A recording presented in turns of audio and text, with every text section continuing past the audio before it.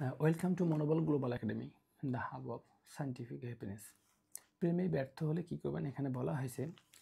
Ahmed Helal sir, উনি সহযোগী অধ্যাপক, জাতীয় মানসিক স্বাস্থ্য ইনস্টিটিউট, প্রথম আলো পত্রিকার এই নিউজটি এসেছে এবং স্যার এখানে বলেছেন যে প্রেমে ব্যর্থ হলে কী করতে হবে। এখানে বলেছেন যে যদি প্রেমে ব্যর্থ হই, মনে করুন যে এটা ভবিষ্যতের জন্য ভালো। মনে করতে হবে কি, প্রথমত যে এটা ভবিষ্যতের জন্য ভালো।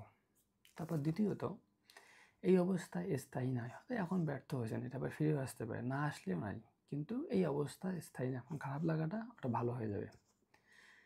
আবেগের লাগাম টানুন, মানে নিজের আবেগকে কন্ট্রোল করতে বলেছে। তারপর নিজেকে গুটিয়ে থাকবেন না, নিজে সব কিছু থেকে বঞ্চিত করা। হ্যাঁ, প্রেমে ব্যর্থ হয়েছে মানে আমার জীবন শেষ না, সব কিছু করবেন, সব কিছু আপনার প্রয়োজনীয় যে জিনিসগুলো করার দায়িত্বগুলো। বাইরের জগতে যোগাযোগ বাড়ান।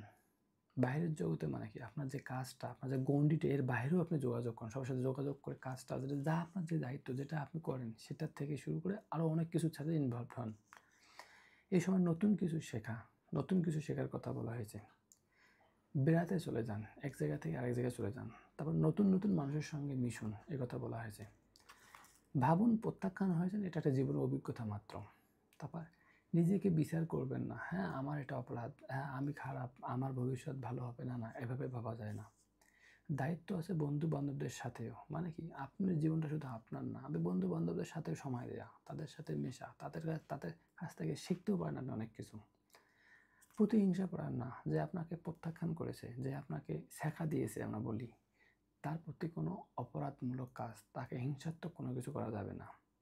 কখনোই নেশা নয় যে মদ খাবো, গাঁজা খাবো, আমার লাইফকে শেষ করে দেবো, আমি আর বাঁচবো না, না।